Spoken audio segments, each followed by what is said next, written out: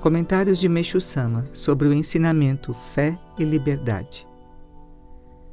Este ensinamento foi escrito a partir do testemunho de uma pessoa católica que havia recebido muitas graças na messiânica e se encontrava indecisa, não sabendo se deveria converter-se à nova religião. Na verdade, constitui um relato sobre as alegrias e conflitos do cristão. Muitas vezes já encontrei pessoas nessa situação às quais sempre explicava que a principal causa de um sentimento tão angustiante era a fé shoujo que professavam. Frequentemente, católicos e evangélicos estão vivenciando essa experiência. Também em outros setores da sociedade é bastante comum um comportamento semelhante. Por exemplo, no Japão, durante a guerra, a honra máxima consistia em morrer pelo imperador. Assim eram educados os jovens. Tal atitude, analisada agora, revela o ridículo de uma prática hoje totalmente inaceitável. Uma outra atitude shoujo pode ser encontrada quando as pessoas dizem sou budista, sou cristão, sou messiânico. Com essas expressões estabelecem preconceitos e começam a criticar outras religiões numa atitude completamente incorreta. Eu acho que se precisassem estabelecer um nome, vocês deveriam dizer que seguem um pensamento universal. Eu já o denominei Sekai Meshia Kyo, ensinamento que salva o mundo. Não me importa qual credo a pessoa segue. O fundamental é não haver nenhuma rivalidade entre as religiões. Posturas fundamentadas em pensamentos shoujo, geradores de confrontos, são, portanto, as que prejudicam de fato a salvação.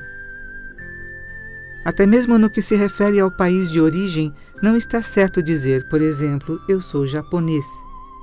Com relação a esse pormenor, algo curioso aconteceu comigo no final da Segunda Guerra. Como eu não fizera nenhum comentário a respeito, uma pessoa me perguntou qual a minha nacionalidade e eu lhe respondi que era um homem universal. Ao mesmo tempo expliquei-lhe que se todos os japoneses fossem universalistas, nunca iriam invadir as terras dos outros nem provocariam guerras. Quem me ouvia ficou muitíssimo surpreso. Semelhantemente, várias outras pessoas comentam que a messiânica possui preceitos admiráveis porque não critica religião alguma. Se contudo o fizesse, estaria agindo de maneira errada, pois jamais poderia tecer algum comentário inadequado a segmentos que também lhe pertencem. A verdadeira fé deve, portanto, ser praticada com base no pensamento de universalidade.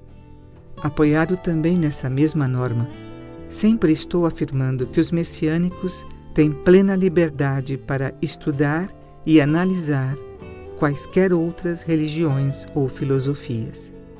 Se não estiverem satisfeitos, poderão optar livremente por um novo credo entre os demais existentes.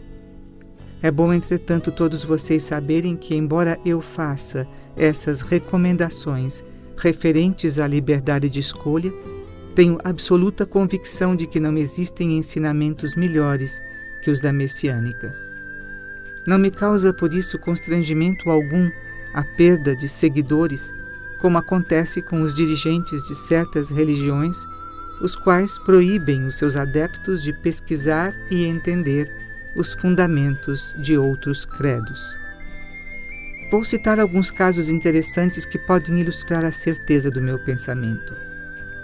Conheci há tempos, na região de Fukagawa, o dono de uma casa de banho, cuja filha sofria de reumatismo. Encontrava-se num estado tal que não conseguia mais fechar as mãos. Eram adeptos do budismo e cultuavam Amita, deus lunar. Expliquei-lhes que a causa do reumatismo estava ligada ao culto dessa divindade. Embora antigamente fosse uma atitude correta, naquele momento os antepassados estavam querendo avisar, através daquela moléstia, que os tempos haviam mudado e por isso não deveriam mais rezar para Amita. Teriam então, a partir dali, de fazer oração para Kannon.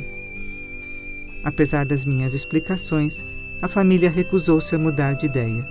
Não entendeu onde se encontrava o ponto focal da doença. Como consequência, nada pude fazer e deixei de ministrar-lhe Jorei. Acompanhei ainda outro drama vivido também por um proprietário de casa de banho que tinha um problema na perna. Quando estava quase curado, não veio mais receber Jorei. Estranhei tal atitude. Mais tarde fui informado por um vizinho seu que ele havia melhorado bastante. Imaginava, porém, que se fosse totalmente curado, não poderia mais chegar perto de Amita, pois se o fizesse, estaria comportando-se como um traidor. De nada adiantou, por isso, ter-lhe ministrado Jorei. Mais um caso ocorreu com um adepto da religião Tenrikyo. Toda vez que eu lhe aplicava Jorei, ele melhorava consideravelmente. Quando, porém, era atendido pelo ministro da sua igreja, piorava. Certa vez chegou a me dizer que ninguém poderia saber que ele estava recebendo Jorei. Assim, se fosse curado, o mérito da sua recuperação seria atribuído a Tenrikyo.